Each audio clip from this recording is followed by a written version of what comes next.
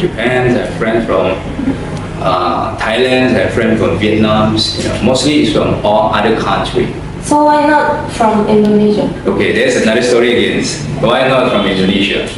When I planned to study in US, when I was in my senior high school, my era that times, when you learn English, the teachers will use Bahasa Indonesia or will use Hokkien to teach us.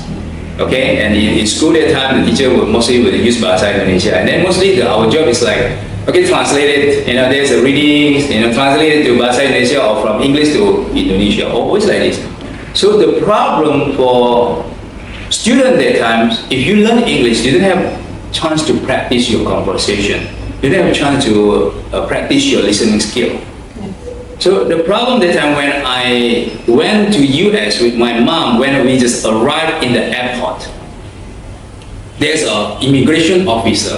A long time ago, when you go to overseas, you have to fill a form. Okay, departure form like this. You arrive there, then you have to fill it. Where do you stay? In which hotel? What is your purpose? They will stick it in your passport. If you are traveling for 2 weeks, okay, they will stick it. After you finish traveling, when you want to go out of that country, they will take back this paper.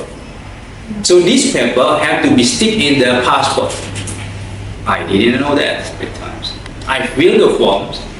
The first step is as you arrive in US, you give the form to the first immigration. They have to stamp your passport and stamp that piece of paper, and they will staple it on your passport. Maybe the first officer forget to staple it on my passport. So he just give me my passport only. So now I have to go out. Before I go out, I have to meet the second officer. So the second officer asked me, where's your departure card paper? But I didn't have any experience practicing my English. Okay, we have experience is translating Indonesia to English, English to Indonesia in the mind. So that time I was panicked, and then I would like to translate it, but I cannot translate, and the officer keep asking me the same question, where's your paper? Where's your paper? Where's your paper? It's like this. I'm so panicked that time.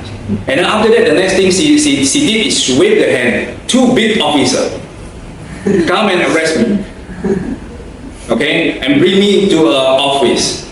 And I was very fortunate that time. 1 year before I went to US studying, I learned Mandarin because I was in Tampa, and then I always help people from Taiwan, translate that, become a driver, I have to force myself to speak Mandarin.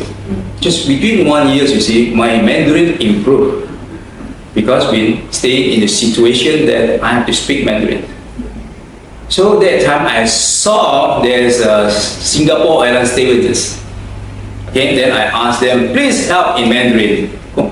对不起，请帮我一下，跟他们讲。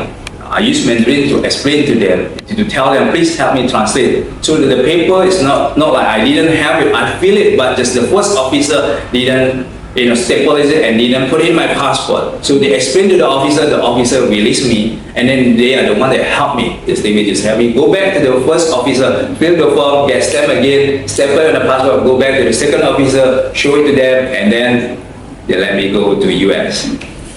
First bad experience. The second bad experience is when I arrived in my university, they had to test me. And guess what? I passed or not passed? Failed. Okay, so that time when I failed, I have to take English courses for 6 months. I cannot take college. I cannot go to college. I have to go to ESL, English as second language, for 6 months. If I fail again, I have to stay there. ESL again. So I have to pass ESL courses so that I can continue for my university degree. So that time I make commitments. I will never have friends from Indonesia, because if I have friends from Indonesia, when I can have the chance to practice my English. Make sense? Yes. So that time I have friends from different countries, from Japan, from Korea, from Thailand, from different, so that I can have a chance to practice my English. And the good news is here, when I make that kind of commitment, I pass my ESL.